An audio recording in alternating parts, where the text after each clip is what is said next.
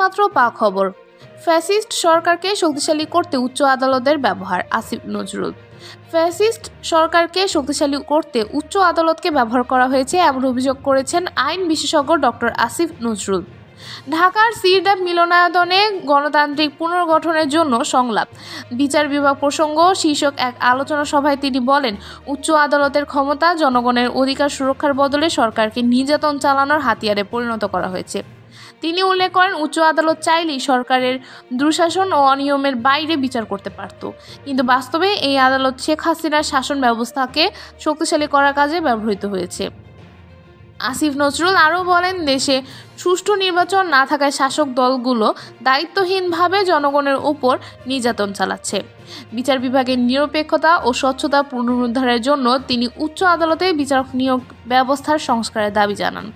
আলোচনা সভায় আরও অংশ নেন বিভিন্ন রাজনৈতিক, আইন এবং অধিকার কর্মী, যারা বিচার বিভাগের সংস্কার, অর্থনীতিতে লুটপাট বন্ধ এবং সুষ্ঠু নির্বাচনের দাবি তুলে ধরেন।